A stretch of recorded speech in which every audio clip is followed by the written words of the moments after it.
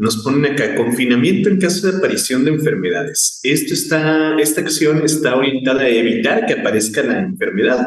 Entonces, pues aquí la respuesta correcta sería el inciso A. ¿Sí? En el B nos dicen establecimiento de unidades de diagnóstico. El diagnóstico ya corresponde a prevención secundaria, entonces esta no sería. Y distribución de antivirales. Antivirales también es tratamiento y corresponde a prevención secundaria. Entonces, no. Inciso A. En la 2 nos ponen, un paciente se presenta a consulta con síntomas como dolor abdominal, mareos, febrícula, etcétera. ¿En qué fase del periodo patogénico se encuentra? Bueno, dolor abdominal, mareos y una fiebre apenas perceptible, una temperatura muy poco elevada.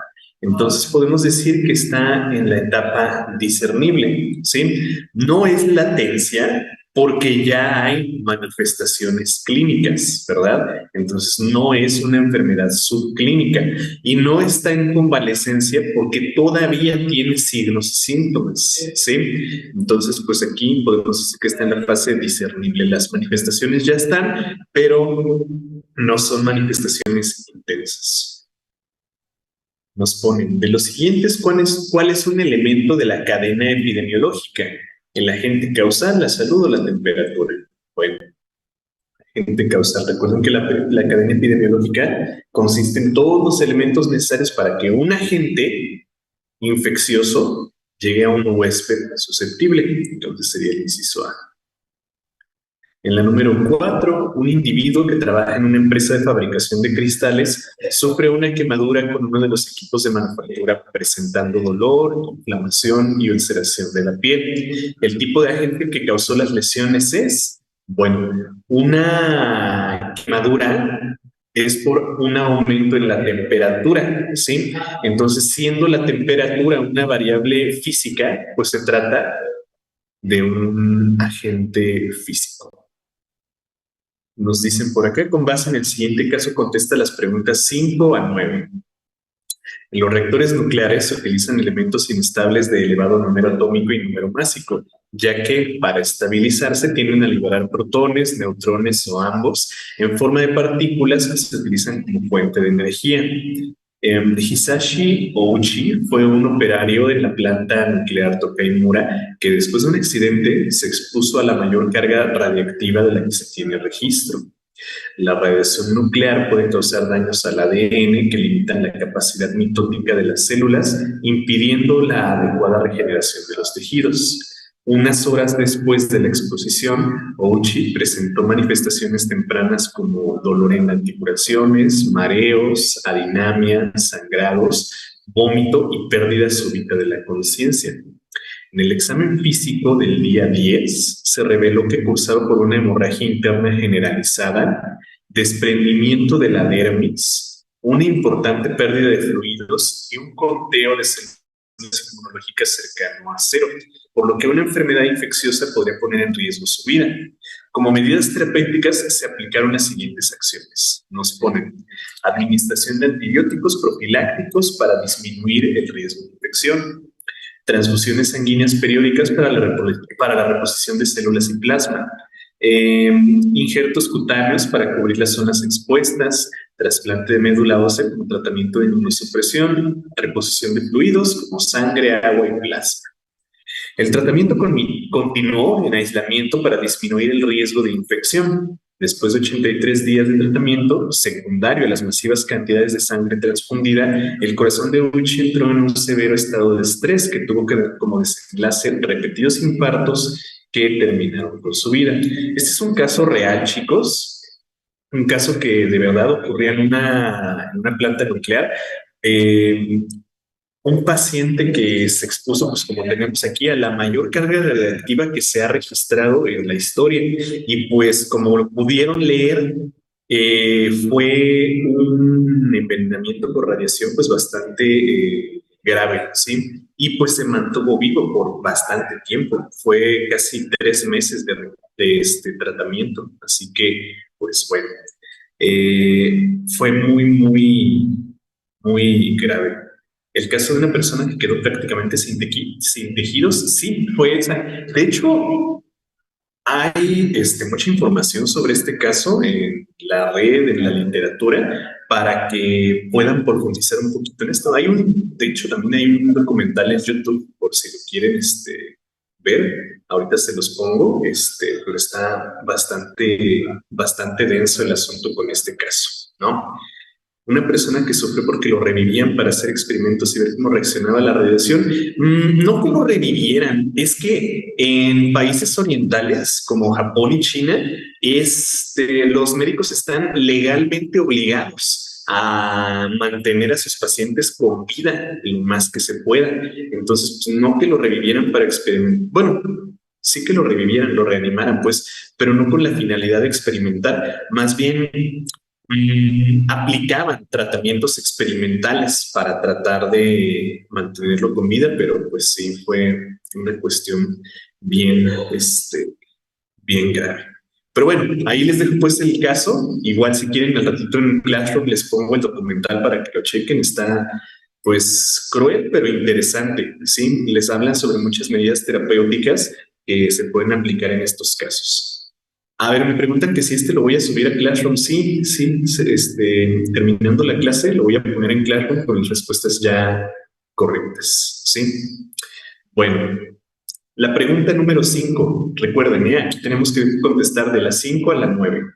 La pregunta número 5 nos dice, ¿en qué fase del periodo patogénico se encuentra en el día 10 del curso de la enfermedad? Bueno, en el día 10 aquí nos dicen, cruzado por una hemorragia interna generalizada, ¿sí? O sea, se estaba desangrando por dentro, desprendimiento de la dermis, o sea, la piel ya se le caía y pues estaba perdiendo fluidos, constantemente. Entonces, pues aquí yo creo que todos podemos convenir que es la enfermedad avanzada, ¿sí? Son manifestaciones muy graves. Nos dicen por acá, ¿qué tipo de agente es responsable de la condición descrita? Nos ponen, ¿qué tipo de agente es responsable de la condición descrita? Bueno, nos están diciendo que es radiación, ¿sí? Se liberan protones, neutrones o ambos, ¿sí? Entonces se trata de un agente físico. Recuerden que la radiación es un agente físico, ¿sí? ¿Qué manifestaciones presentadas corresponden a síntomas? Síntomas, recuerden, manifestaciones que un paciente podría fingir que no se pueden determinar de manera cuantitativa. Sangrado, vómito y pérdida de la conciencia. Bueno, yo creo que estas no. Dolor, mareo y adinamia. Estas, ¿verdad? Estas. Y hemorragia, epidermólisis y cardiopatía, estas son signos. Entonces el inciso B es el que corresponde a síntomas. A ver, me preguntan por acá, ¿por qué la radiación es un agente físico? Recuerden que los agentes físicos son factores ambientales, ¿sí? Entonces, a pesar de que aquí estamos hablando de protones y neutrones, un agente químico tiene que ser obligadamente una sustancia, ¿sí? Una sustancia química que pueda causar un daño. Entonces, pues no. La radiación nuclear, en este caso, la radiación o la energía pues radiactiva, siendo un tipo de energía, es un agente físico, ¿sí? Químico son solamente las sustancias, ¿sí? Y los protones y neutrones no son sustancias, son partículas, ¿sí? Son energía, radiación. Bueno, las medidas terapéuticas aplicadas son medidas de prevención. Bueno, pues aquí yo creo que todos contestaron secundaria, ¿sí? Secundaria, chicos, porque como se está orientando ya al tratamiento, como ya hay enfermedad, bueno, pues no puede ser primaria, ¿sí? Y para que fuera terciaria, pues estaríamos hablando de la rehabilitación después de la curación y pues como podemos ver, no hubo curación. El aislamiento del paciente con inmunosupresión corresponde al nivel de prevención. Bueno, como aquí es para evitar la aparición de infecciones, ¿sí? La aparición de una enfermedad infecciosa sería primaria, ¿sí? O sea, ya hay enfermedad, ya hay un daño por un factor físico, pero estamos tratando de evitar infecciones por agentes biológicos. Como estamos evitando la enfermedad, sería prevención primaria. ¿Sale? Bueno, entonces estas son todas las preguntas que tienen que ver con este caso. En la número 10 nos ponen, ¿Cuál es el eslabón de la cadena epidemiológica por el que el agente causal adquiere acceso a los tejidos del hospedero? Yo creo que esta está fácil, ¿no? Por la que adquiere acceso, por donde entra. Bueno, pues es la puerta de entrada, ¿sí? Me preguntan por acá, ¿ya sería algo secundario? Sí, o sea, una infección secundaria, obviamente, a la condición que se nos está describiendo, pero sí, sería algo secundario. Igual, pues, se trata de prevención primaria para evitar la aparición de otras enfermedades. En la 11, en la historia natural de la enfermedad, ¿cuál es el periodo en el que el hospedero cursa por la enfermedad, pero no presenta signos ni síntomas? Bueno, fíjense, cursa por la enfermedad, ya hay enfermedad, solo que no hay manifestaciones. Entonces, esta es la etapa o el periodo subclínico, ¿sí? La etapa subclínica de la enfermedad. ¿A qué elemento de la cadena epidemiológica corresponde una mosca portadora de parásitos desarrollados que pueden infectar a un hospedero? Ojo, porque aquí nos ponen vector y reservorio y puede ser cualquiera de los dos, ¿sí? Agente causal no, porque el agente sería el parásito, ¿sí? Entonces, ¿recuerdan cuál es la diferencia entre vector y reservorio? Que el vector transporta al agente causal ya desarrollado, ¿sí? Ya listo para infectar a la gente. Y el reservorio es apenas un hábitat temporal en el que se va a pues, precisamente desarrollar. Entonces, en este caso, sería el inciso A, un vector. 13, nos dicen, Yardia lamblia es un protozoario flagelado que se desarrolla principalmente en el yeyuno, aunque se puede encontrar también en el duodeno. De hecho, a este parásito se le conoce también como Yardia duodenalis, ¿sí? Por esa razón. Bueno, causando comúnmente enfermedades gastrointestinales al aprovechar los nutrientes del individuo en el que se aloja. ¿A qué componente de la tríada ecológica se refiere esta descripción? Nos están describiendo al que causa la enfermedad, ¿sí? Al agente causal, sería el inciso A. Un estudiante de universidad se presenta a consulta con manifestaciones como adinamia, fiebre, tos y dolor abdominal. ¿Cuál de los anteriores es un signo? Un signo, una manifestación objetiva de la enfermedad sería el inciso B, fiebre. ¿Sí? Recuerden, muchachos, que en la publicación que les hice, les aclaraba que podían utilizar el glosario que les dejé en Classroom. Sí, ya ven que hace unos días les publiqué un glosario en el que podían investigar los términos que no conocieran. Entonces, si no conocían el término de adinamia, por ejemplo, bueno, ahí lo podían encontrar. ¿Sale? Entonces, pues bueno, ojo con eso. ¿Tos podría ser un signo? No, porque esa es una manifestación muy subjetiva, ¿sí? De la enfermedad, muy subjetiva. Como les digo, la tos es una manifestación que el paciente puede causarse voluntariamente, ¿sí? Se puede ocurrir voluntariamente. Entonces, la tos no sería un signo.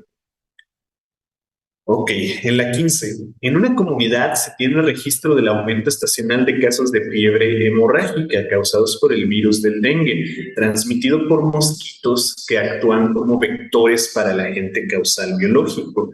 ¿Cuál es una medida de prevención primaria que evita la propagación del virus? A ver acá, inciso A. Administración de antivirales a pacientes confirmados. Como esto ya es tratamiento y como ya hay enfermedad, esta sería una medida de prevención secundaria. Realización de pruebas serológicas a pacientes con sospecha de contagio. Como esto se ha orientado al diagnóstico, pues esta también es prevención secundaria.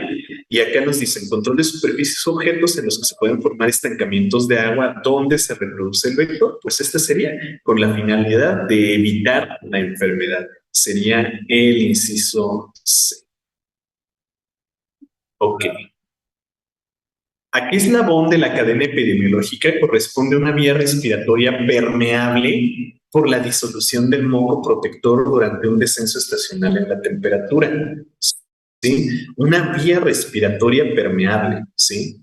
esta sería una puerta de entrada, ¿sí? Una puerta de entrada, porque te está haciendo susceptible a la enfermedad. Entonces, ¿quién es el que va a cursar por la enfermedad? El huésped, ¿sí? Como va a entrar a tu vía respiratoria, pues es la puerta de entrada, ¿sí? Puerta de salida sería del reservorio, ¿sí? Sería de un reservorio. Entonces aquí es puerta de entrada hacia el huésped susceptible. ¿Cuál de las siguientes manifestaciones clínicas corresponde a un síntoma? Síntoma. A ver, aquí ustedes pudieron utilizar su glosario, ¿no? Entonces, esplenomegalia. ¿Qué significaba eso de esplenomegalia?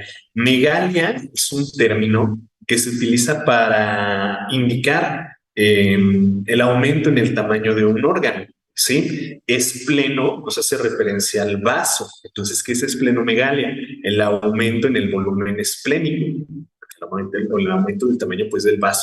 Entonces, esta es un síntoma, o sea, es una manifestación subjetiva que el paciente puede causar voluntariamente. No. Cefalea. La cefalea es otro término para referirse al dolor de cabeza. Entonces, dolor de cabeza es una manifestación subjetiva que el médico no puede comprobar, no puede cuantificar. Entonces, este sería el término.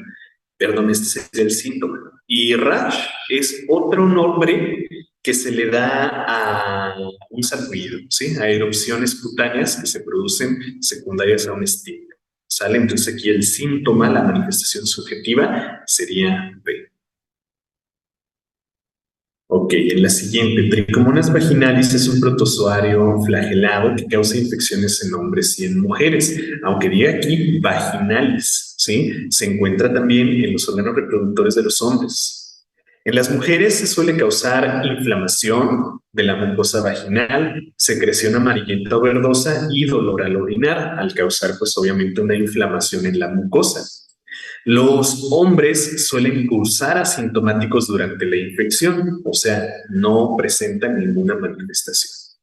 ¿Cuál es la fase en la que se encuentra un varón portador de tricomonas vaginalis que no presenta manifestaciones clínicas?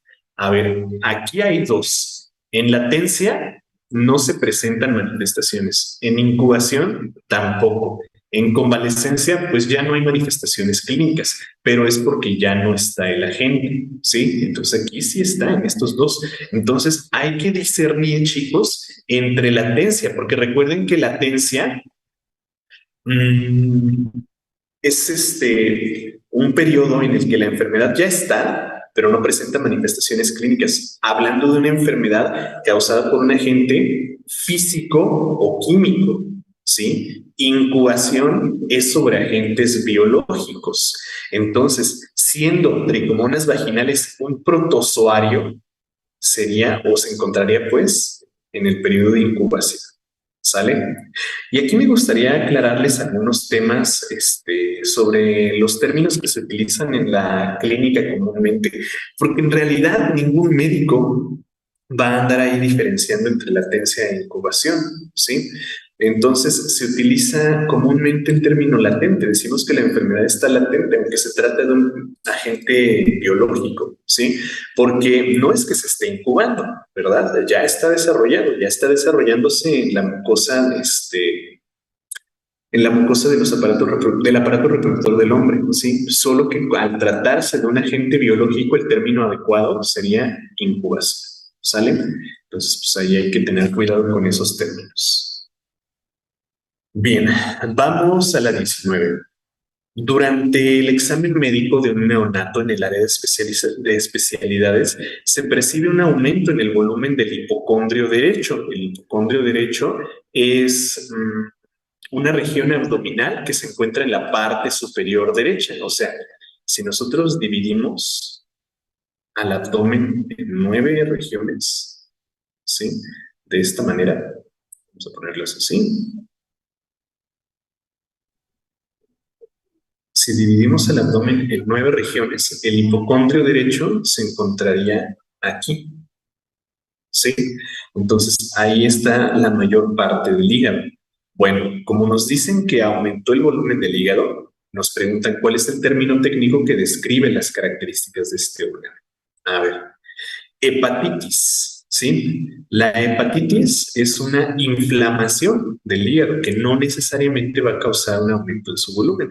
Hepatomegalia, bueno, ya hablábamos hace ratito del término megalia, ¿sí? Que es el aumento en el tamaño del órgano. Hepato, pues es un término que nos habla precisamente del hígado, ¿sí?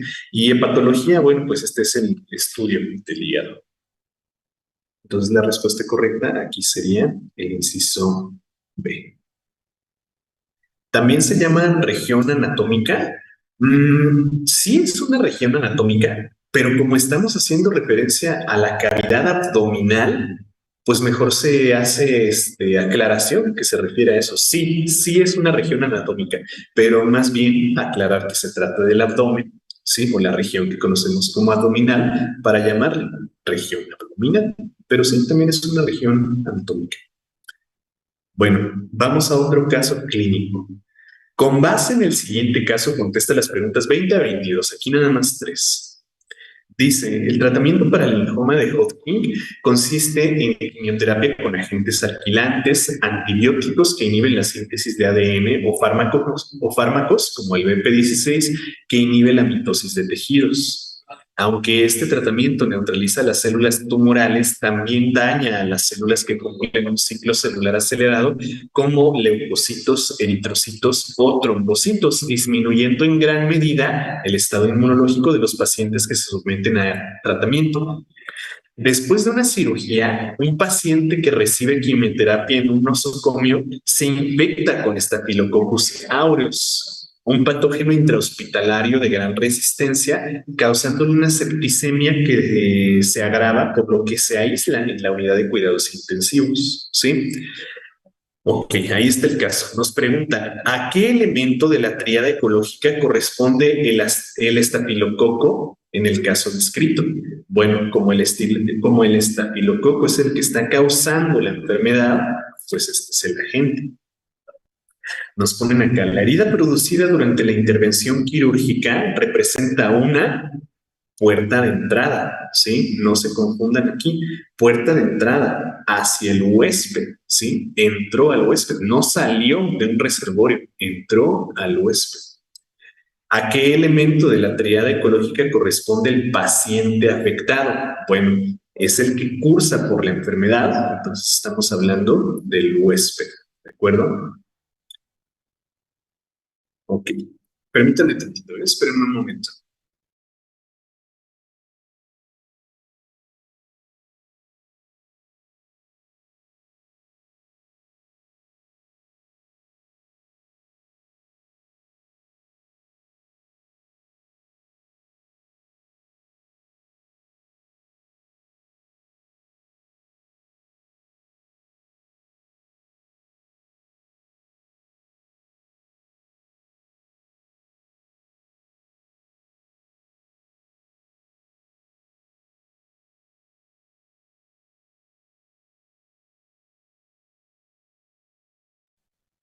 Ok, listo, chicos. Gracias. Vamos a seguir. 23. Una persona que después de cursar por una hepatitis viral se encuentra en observación en el área de hospitalización, esperando su alta. ¿En qué fase del periodo patogénico se encuentra el paciente del caso descrito? Bueno, nos dicen que ya cursó por la hepatitis, ¿sí? Y solamente está en observación esperando a que lo den de alta, que ya lo dejen. ¿Por qué? Pues porque ya está curado. ¿Cómo se llama la etapa en la que el paciente se recupera? Es convalescencia, ¿sí? Es un paciente convaleciente. Siguiente, el benceno es un solvente orgánico usado en el laboratorio para la extracción de sustancias afines. Una exposición prolongada se relaciona con neoplasias del sistema hematopoyético. De acuerdo a esta descripción, ¿a qué elemento de la tríada ecológica se hace referencia? El benceno. Este es un agente porque está causando neoplasias del sistema hematopoyético, ¿sí? Ahora, si les preguntara qué tipo de agente es, sería agente físico, químico o biológico. Mientras piensan, me preguntan, ¿qué era discernible? La etapa discernible es cuando ya hay manifestaciones clínicas, pero son leves, ¿sí? A la que le llamamos la enfermedad leve, ¿sí? Ok, muy bien, chicos, todos los que contestaron por el chat, correcto. Se trataría de un agente químico, perfecto, porque es un solvente químico, una sustancia, es una sustancia química. Muy bien. Siguiente. Pseudomonas aeruginosa se ha convertido en uno de los principales factores causantes de infecciones intrahospitalarias al adquirir múltiples mecanismos de resistencia a antibióticos. Dicho patógeno puede causar fiebre, inflamación de los tejidos, aumento de la frecuencia cardíaca, sudoración excesiva o una septicemia que puede llegar a ser mortal. ¿A qué característica del agente causal corresponde la información proporcionada? Bueno, a ver, virulencia era la capacidad de causar síntomas y signos que aumentan de manera progresiva, ¿sí? Mutación era la capacidad de un agente causal de modificar sus características para sobrevivir a los mecanismos de inmunidad de los pacientes. E inmunogenicidad era la capacidad de producir la respuesta inmunológica, ¿sí? Entonces, ¿a qué nos estamos refiriendo aquí? Dice, dicho patógeno puede causar fiebre, inflamación, aumento de la frecuencia cardíaca, sudoración o septicemia. Entonces vamos viendo cómo los signos y síntomas van aumentando de manera gradual. Entonces esto sería virulencia. Mutación, no, porque no nos están describiendo sus mecanismos de adaptación. E inmunogenicidad, pues no nos dice que desencadene una respuesta inmunológica, ¿sí? Sería inciso A.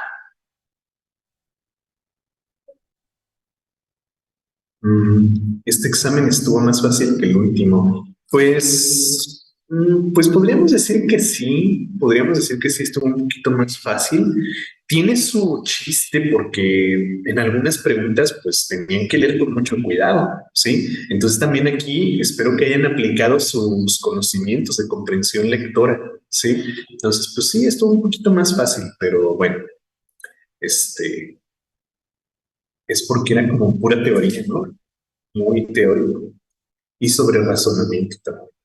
Bueno, la siguiente.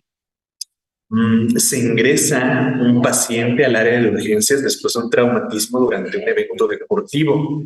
En la entrevista de ingreso, el paciente refiere presentar cefalea, astenia y varialgia. Durante el cuestionario, los ojos se tornan midriáticos, se le detecta una afasia del lenguaje y entra en un estado apopléjico. ¿Qué manifestaciones corresponden a síntomas? ¿Sí? Bueno, fíjense que este es un caso interesante porque llega el paciente consciente, ¿sí? Llega el paciente consciente e incluso contesta las preguntas del cuestionario, se le hace la entrevista y todo, ¿no? Pero durante el cuestionario vemos que está presentando síntomas de la degeneración neurológica, ¿sí? Entonces tuvo una degeneración neurológica mientras estaba consciente, entrando hasta la apoplejía, ¿sí? Entonces vean que aquí les puse un montón de términos que están medio raros, ¿no? Así que pues aquí espero que se hayan utilizado su glosario, ¿sí? Entonces, cefalea, pues ya dijimos, ¿no? Es dolor de cabeza. Astenia, ¿qué era eso de astenia? Astenia era como una debilidad general, ¿no? Como un cansancio generalizado.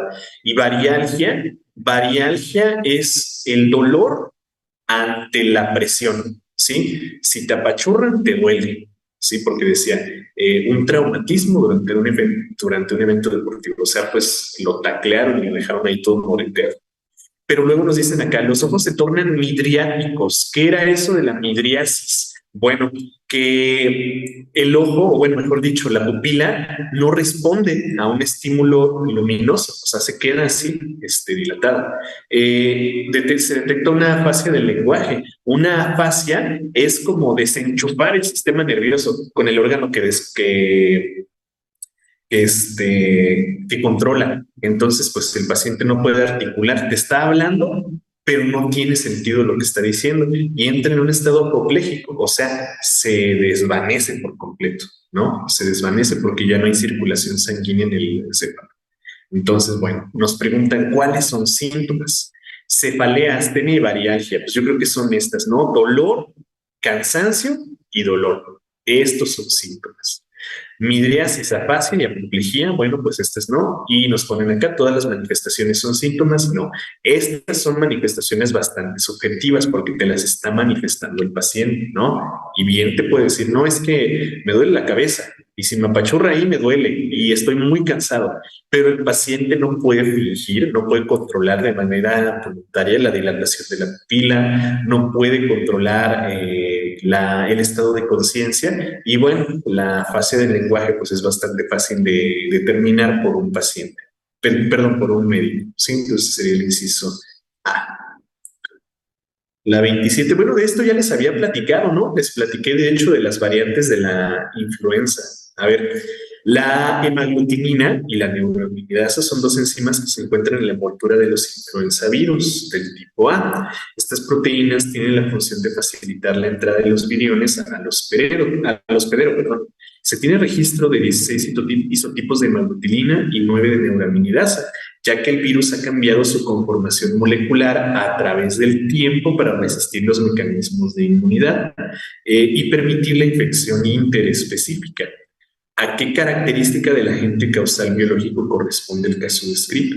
Bueno, fíjense, el virus ha cambiado su conformación molecular para resistir los mecanismos de inmunidad, ¿sí? O sea, ha cambiado su código genético para producir proteínas que se adapten mejor a otros huéspedes. Por eso nos dicen infecciones interespecíficas, o sea, entre diferentes especies. Ya ven que estos virus han pasado de aves a mamíferos, de mamíferos a reptiles, etcétera, etcétera, ¿no? Gracias a que es un virus mutante, ¿sí?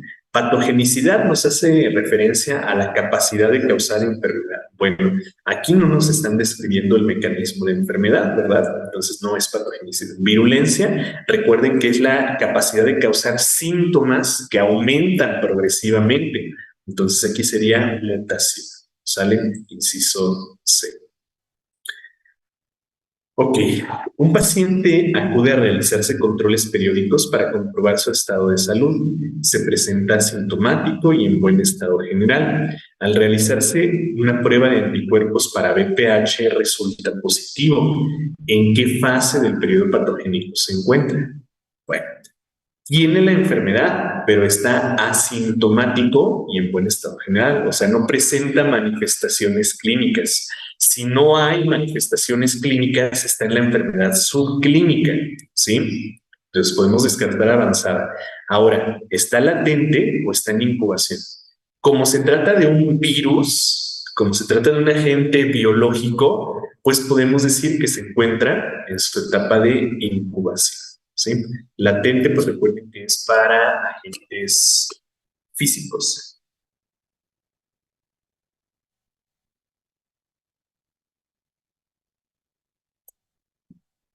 Bueno, 29. La radiación solar ionizante puede causar defectos en el material genético de ciertas células, lo cual lleva al desarrollo de carcinomas en el epitelio, condición que se ha convertido en un problema de salud pública en los últimos años. ¿A qué elemento de la tríada ecológica hace referencia esta descripción? Ok, nos están describiendo a la radiación solar, que es quien causa la enfermedad, ¿sí? Causa la enfermedad. Entonces, si es el que causa la enfermedad, es un agente. Ahora, ¿qué dirían? ¿Es un agente físico, químico o biológico? Ajá, ajá, muy bien. Bien, bien, sí, perfecto. Todos los que me están contestando, correcto, es un agente físico. Muy bien. Epitelio es la parte interna de la piel. De hecho, la piel sería un epitelio, ¿sí? Un epitelio es cualquier estructura, perdón, cualquier tejido que cubre a otra estructura anatómica. Entonces, la piel es un epitelio. Ahora que si hablamos de las partes internas de la piel, serían la dermis y el tejido adiposo subcutáneo, a lo que antes se le llamaba hipodermis, ¿sí? Pero un epitelio sería la piel como por completo. 30. De las siguientes manifestaciones clínicas, ¿cuál corresponde a un síntoma? A ver, variodinia, diástasis y ocrodermia. ¿Cuál escogieron aquí como un síntoma? Otra vez, aquí tenemos algunos términos que ustedes pueden encontrar en su glosario, ¿sí? Entonces, pues bueno, a ver, variodinia.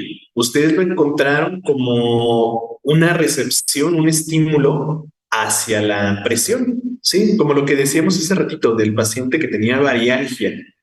Ay, no sé cuál era, pero el que tenía varialgia, o sea, dolor ante la presión. Entonces, pues esta sería el inciso A, ¿sí? Ya las demás, pues son otras manifestaciones bastante concretas que van a ser bien fáciles de identificar. 31. Un paciente con antecedentes de neumonía presenta tos, astenia, rinorrea y febrícula. ¿En qué fase del periodo patogénico se encuentra? Bueno, todos ya saben, la contracción de los cartílagos traqueales, astenia, cansancio, rinorrea, lo buscaron en su glosario, ¿no? No todos sabemos qué es la rinorrea, pero lo buscaron en su glosario. Rinorrea es pues, escurrimiento nasal y febrícula, una fiebre muy baja, una temperatura apenas por encima del límite superior. Entonces, ¿cómo consideraron a estas manifestaciones? ¿Como leves o graves? Leves, ¿verdad? Entonces se refiere a la enfermedad discernible. Recuerden, discernible se refiere a cuando ya hay manifestaciones clínicas, pero estas son leves, ¿sí? Son apenas perceptibles. Ok.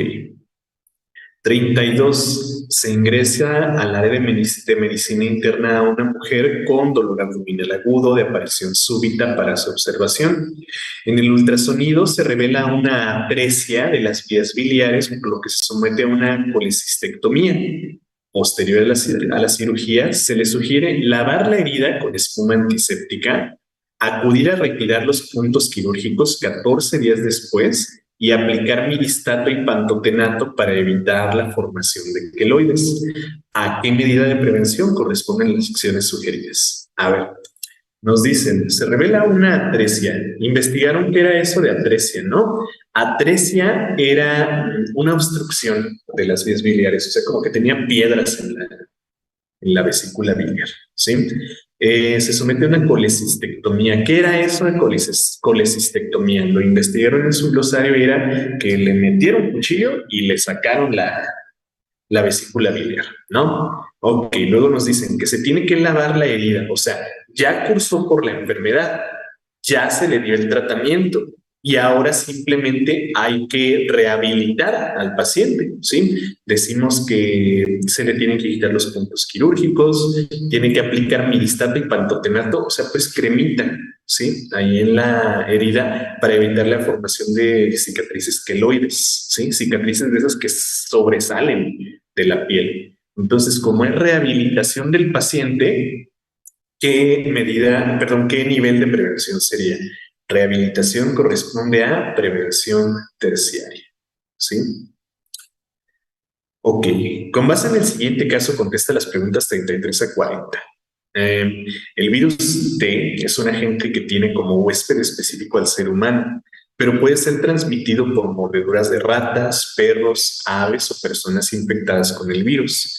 Causa convulsiones violentas, fiebre mayor a 40 grados, trastorno psicótico agudo con tendencias antropofágicas, pérdida de la función mental y la muerte con posterior reanimación. ¿Sí? Entonces de aquí vamos a contestar la 36 a la 40, o sea, hasta que se termine, pues ya la última. ¿Sí? Ok. ¿Qué elemento de la cadena epidemiológica representan los animales portadores del virus? O sea, un ave, una rata o un perro. Como son portadores, como ya tienen el virus, son reservorios, ¿sí? Apenas está apenas está desarrollando por aquí el agente causal, ¿no? El virus. ¿En qué periodo de la historia natural de la enfermedad se encuentra una persona en confinamiento para evitar el contagio con el agente causal? Está evitando la enfermedad, todavía no tiene la enfermedad, entonces está en el periodo prepatogénico. Considerando la vía de transmisión, ¿qué medida de prevención primaria está orientada a evitar el contagio del virus?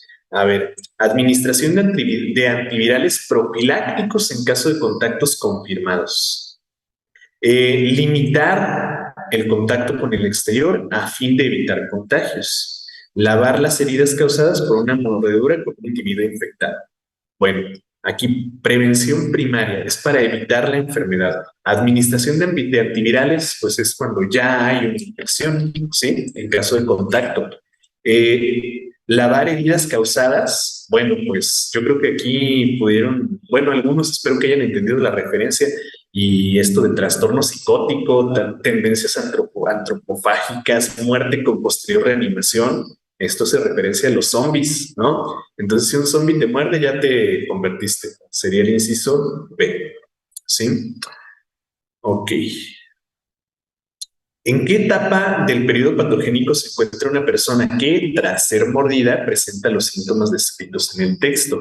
Bueno, como ya hay síntomas, como ya hay manifestaciones, no puede ser ni incubación ni latente. Es patogénico. ¿Sí? Que claro, pues que incubación y latente están ya en el periodo patogénico, pero como no hay manifestaciones, bueno, no los podemos elegir. Perdón, como ya hay manifestaciones, no lo podemos elegir esas dos.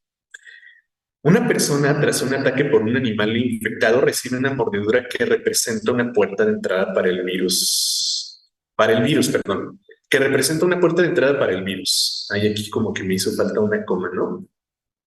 Se refugia en su domicilio durante las horas siguientes. Ay, no, esperen, estoy leyendo como si no hubiera puntos de signos de puntuación, chicos, lo siento, estoy muy distraído. Una persona, tras un ataque por un animal infectado, recibe una mordedura que representa una puerta de entrada para el virus. Se refugia en su domicilio. Durante las horas siguientes se trata la herida con material de curación y se mantiene asintomático. ¿En qué periodo de la historia natural de la enfermedad se encuentra? Bueno, prepatogénico no es, porque como ya recibió una mordedura, pues ya se le inoculó el virus. Ahora, no hay manifestaciones clínicas, se mantiene asintomático. Tratándose de un virus, ¿sería latencia o incubación? Sería incubación, ¿verdad? Tratándose de un agente biológico, es incubación. Bueno, la siguiente, ¿a qué elemento de la teoría ecológica representa el virus? Bueno, yo creo que todos la sacaron bien, ¿no? Como es el que causa la enfermedad, es el agente. 39. ¿Qué elemento de la cadena epidemiológica representa la mordedura por la que se transmite la gente? Bueno, pues acá se los dije, ¿no? Una mordedura que representa una puerta de entrada, ¿sí? Y caray, puerta de entrada no está el después de vía de transmisión. Bueno, vía de transmisión, ahí yo la regué. A ver, ¿sería agente causal? Pues no. ¿Sería un huésped susceptible? No. ¿Sería la mordedura en vía de transmisión? Pues sí. Sí, aquí yo la regué. Creo que aquí le debía haberles puesto más bien puerta de entrada. Sí. Entonces, pues esa sí, póngansela bien. Si pusieron A, B o C, póngansela bien, porque la neta yo lo puse mal.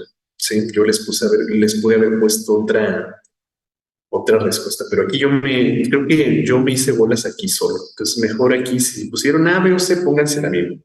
Regalo del profe. ¿En qué periodo de la historia natural de la enfermedad se encuentra una persona que infecta a otra con el agente causal? Bueno, si infectó a otra, es porque ya presentaba la enfermedad. Entonces, si ya presenta la enfermedad, está en el periodo patogénico, ¿sí? No se me hayan confundido con eso de infección, porque la historia natural de la enfermedad no hay periodo de infección, ¿verdad? Entonces sería patogénico. Y listo. Ahí está, chicos. ¿Sí? Ahí la tiene. Ahora no hubo pregunta de gatito. Es que fíjense que ahora sí alcancé a completar las cuarenta preguntas. Ay, perdón, puse prepatogénico, lo siento, puse prepatogénico, lo siento, ay, caray, es patogénico, sí, me equivoqué, lo siento. Sí, es que ahora sí, alcancé a completar las 40 preguntas, así que pues ya no hubo necesidad de poner gatitos ni nada de eso. Bueno, pues ahí está, chicos, ahí están todas nuestras preguntas ya contestadas. Recuerden que que este examen va a estar ya contestado en Classroom. Se los voy a publicar más tarde, ¿sí? Bueno, a ver, los que tienen dudas en algunas preguntas, ahorita se los subo, ¿sí? Si les faltaron algunas, ahorita se los subo, ¿sí? Para que lo puedan checar ahí. Y pues ya saben, muchachos, simplemente hay que sacar su calificación con una regla de 3 y listo, ¿sí? Si salieron mal en el examen, pues no pasa nada. Ya saben que este tema lo vamos a volver a ver una y otra vez hasta que quede completamente claro, ¿sí? Entonces, bueno, ¿cómo sacan la calificación? Pues una regla de 3, ¿sí? O sea, este, son 40 preguntas, ¿no? Entonces, eh, 40 preguntas son 10, ¿sí? Digamos que yo saqué 25, ¿sí? Si 40 son un 10, 25, ¿cuántas serán? Pues nada más apliquen una regla de 3, ¿sí? O sea, su número de aciertos por 10 entre 40, ¿sí? O el número de aciertos entre 10 y por 40. Digo, entre 40 por 10, ¿sale? Bueno, a ver, por acá, por acá, por acá. Un 9, perfecto. Un 9 me parece muy bien. 95, perfecto. Está muy bien, sí. Sí, eso me parece correcto. Entonces, les fue bien, chicos. Yo sé que les fue bien. A ver, tengo muchas preguntas por acá. A ver, ahorita les paso a los nuevos el código de Classroom, ¿eh? Ahorita se los paso. A ver, ¿qué más, qué más, qué más? Miren, muy Resident Evil la referencia. Sí, es que estaba viendo un video al respecto en ese momento y dije, bueno, les voy a poner un caso así. Sí, sí, se me ocurrió en ese momento. Mm, Una persona puede infectar a otra si la enfermedad aún está en el periodo patógeno. En el periodo de incubación o latencia, pues, como quisiste decir, ¿no? Sí, ya puede ser infecciosa. Nos hubiera puesto una de Resident Evil. Bueno, pues yo creo que el caso, ¿qué? De la pregunta 33 contaba como eso, ¿no? Anda muy enamorado, ¿por qué tan distraído? Y no anda enamorado. Bueno, o sea, sí, pues sí anda enamorado, pero no es por eso. No es porque no es porque esté enamorado que ando distraído. Así soy, chicos. Ya saben, ya me conocen. A ver, ¿qué más, qué más, qué más, qué más, qué más? El código de Classroom. Ahorita los nuevos se los pasó, ¿eh? Un 9 está bien, 95 bien, 78 puede mejorar, un 78 puede mejorar, ¿sí? 9.5 está muy bien. ¿La célula animal tiene vacuolas? Sí. Sí, es la pregunta que me hicieron hace ratito, ¿no? Sí, sí tiene vacuolas, nada más que, ¿cómo les digo? ¿Qué hora es? Ya mañana les platico de eso, ¿sí? Mañana les platico de eso. En un momento les voy a publicar en su grupo de Classroom el examen ya contestado para que puedan comparar sus respuestas y saquen su calificación.